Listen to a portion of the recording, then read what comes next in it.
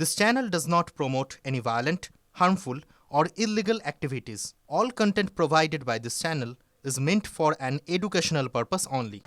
এসআইআরে হয়রানি তৃণমূল সাংসদের মামলায় আজ সুপ্রিম কোর্টের শুনানি। তৃণমূল সাংসদ দোলা সেন এবং ডেরেকো প্রাইমে করা মামলার শুনানি রয়েছে আজ। সরাসরি কথা বলবো এই মুহূর্তে আমাদের প্রতিনিধি জ্যোতির্ময় কর্মকার রয়েছে নয়াদিল্লি থেকে। জ্যোতির্ময়, তৃণমূল সাংসদদের করা মামলায় আজ সুপ্রিম কোর্টের শুনানি রয়েছে। দেখো, মুখ্যমন্ত্রী মমতা বন্দ্যোপাধ্যায় তিনি একাধিকবার বিভিন্ন সভামঞ্চ থেকে অভিযোগ করেছেন এবং তার পরবর্তী ক্ষেত্রে একাধিক চিঠি লিখেছেন জ্ঞানেশ কুমার অর্থাৎ চিফ ইলেকশন কমিশনারকে। এবং যে অভিযোগ করা হয়েছে যে প্রক্রিয়ায় এসআইআর হচ্ছে তা কখনোই যথাযথ নয়।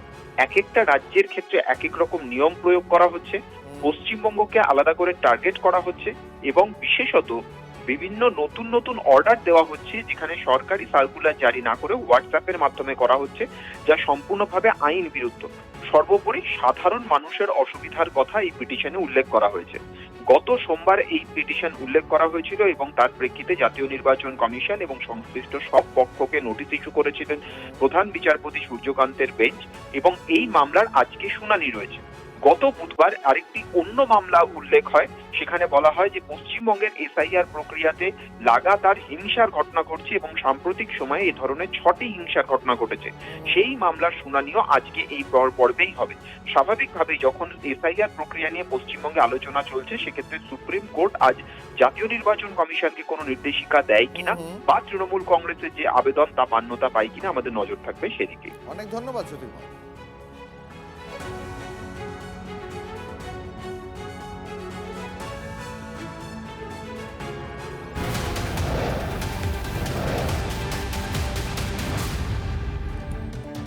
এবার নজর রাখবো মুর্শিদাবাদের দিকে। দুদিন ধরে বেলাগাম তাণ্ডবের পর ধীরে ধীরে ছন্দে ফিরছে বেলডাঙ্গা। আজ সকাল থেকে দোকানপাট খুলেছে, যান চলাচল শুরু হয়েছে 12 নম্বর জাতীয় সড়কের বড়ুয়া মোড়ে। তবে জায়গায় জায়গায় পুলিশের পিকেট রয়েছে।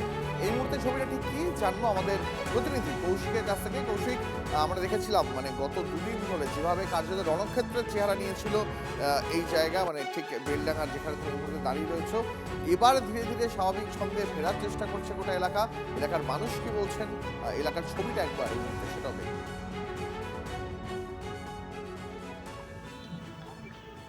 দেখো, যে বড়ুয়া মোড় যেখানে 2 দিন মানে আন্দোলনের নামে নৈরাজ্য তৈরি হয়েছিল, সেই বড়ুয়া মোড় কিন্তু স্বাভাবিক ছন্দে ফিরতে শুরু করেছে এবং যে জাতীয় সড়ক 12 নম্বর, সেই 12 নম্বর জাতীয় সড়কের যান চলাচল স্বাভাবিক। এবং অন্যদিকে যে ছাপাখানা রোড রয়েছে, যে বেলডাঙ্গার অন্য একটি কানেক্টিভ রোড, সেখানেও কিন্তু যান চলাচল স্বাভাবিক, রেলপথেও জনজীবন স্বাভাবিক হয়েছে। তবে এখানে এলাকায় পুলিশ পিকেটিং বসানো হয়েছে যাতে আর কোনো রকম অশান্তি না হয়, সেই কারণে পুলিশ পিকেটিং বসানো হয়েছে এবং পুলিশ সেখানে রয়েছে এবং সকাল থেকে বেশ কিছু এলাকায় রুট মার্চ করেছে যাতে আর কোনো রকম অপ্রীতিকর ঘটনা না ঘটে। এবং পাশাপাশি সেই রকমই কিন্তু সাধারণ মানুষকে মধ্যে যে আতঙ্ক তৈরি হয়েছে, সেই আতঙ্ক যাতে দূর হয়, কারণ এই যে ঘটনা ঘটেছে তার ফলে ব্যবসায়ীরা ক্ষতির সম্মুখীন হয়েছে। সেই জায়গা থেকে আমরা সকাল থেকে বিভিন্ন ব্যবসায়ীদের সঙ্গে কথা বলছিলাম।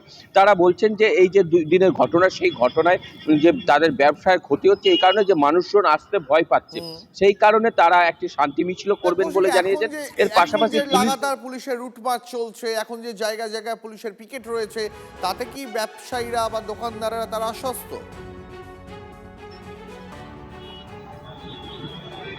দেখো, যে পুলিশ পিকেটিং এবং রুট মার্চের ফলে কিন্তু সাধারণ মানুষ বা যারা ব্যবসায়ী রয়েছে তারা কিছুটা আশ্বস্ত এবং তারা বলছে এরকম হলে আবার ব্যবসা পুনর্বহাল হবে। তবে মানুষের মধ্যে যে ভয় রয়েছে তার জন্য তারা একটা শান্তি মিছিল করবে যাতে তারা আরো আশ্বস্ত থাকতে পারেন। এবং যারা বাইরে থেকে এই এলাকায় আসেন, এই বেলডাঙ্গার যে বড়ুয়া মোড়, সেখানে একটি বড় হাট বসে মুর্শিদাবাদ জেলার মধ্যে অন্যতম, সেই বড়ুয়া মোড়ে হাটে যাতে ব্যবসায়ীরা আসতে পারে, ব্যবসায়ী এবং যারা অন্যান্য যারা গ্রাহক সেই সমস্ত মানুষজন আসতে পারে, সেই কারণে একটি শান্তি মিছিলও করা হবে।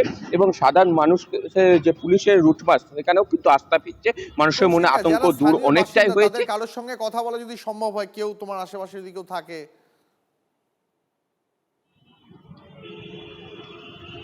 দেখো, একটু আগে আমরা কিন্তু সেই ব্যবসায়ীদের সঙ্গে কথা বলছিলাম। আমরা যেই জায়গাটি দাঁড়িয়ে রয়েছে সেই জায়গাটি হচ্ছে একদম যে জাতীয় সড়কের মধ্যখানে, সেই এলাকায় কিন্তু ব্যবসায়ীরা নেই। পাশে যে এলাকায় ব্যবসায়ীরা রয়েছে, এখন যান চলাচলের কারণে কিন্তু ট্রাফিকের সিগন্যাল পড়ে যাওয়ায় সেখানে যাওয়া সম্ভব হচ্ছে না। নইলে আমরা অনেক ধন্যবাদ তোমাকে, নজর রাখো।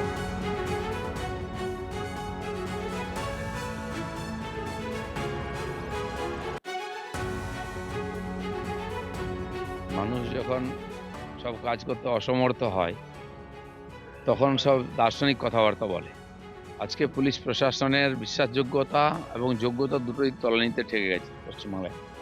সাধারণ মানুষ বিশ্বাস করে না, এখন সরকারও বিশ্বাস করতে পারছে না। তাদেরকে মিসইউজ করতে করতে তাদের ক্ষমতা যোগ্যতা শেষ হয়ে গেছে।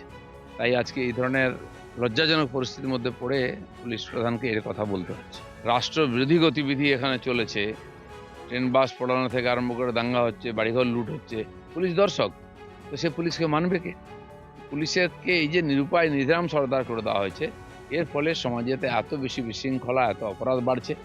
আর এটা সর্বোপরি প্রশাসন যদি ভেঙে পড়ে কেউ ভয় করবে না, যে যা ইচ্ছা করবে, আইন থাকবে না।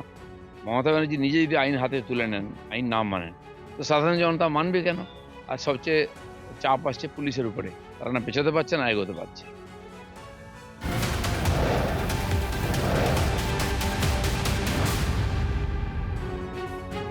প্রতিবাদের নামে বেলডাঙ্গায় বেপরোয়া তাণ্ডবে গ্রেপ্তার আরো এক। গতকাল রাতে ফজলুর আহমেদ নামে আরো একজনকে গ্রেপ্তার করেছে পুলিশ। ভিডিও ফুটেজ থেকে অভিযুক্তকে শনাক্ত করেছে পুলিশ। বেলডাঙ্গায় তাণ্ডবে আগেই গ্রেপ্তার মূল অভিযুক্ত মতিউর রহমান সহ 29 জন। এই নিয়ে গ্রেপ্তারের সংখ্যা বেড়ে দাঁড়ালো 30।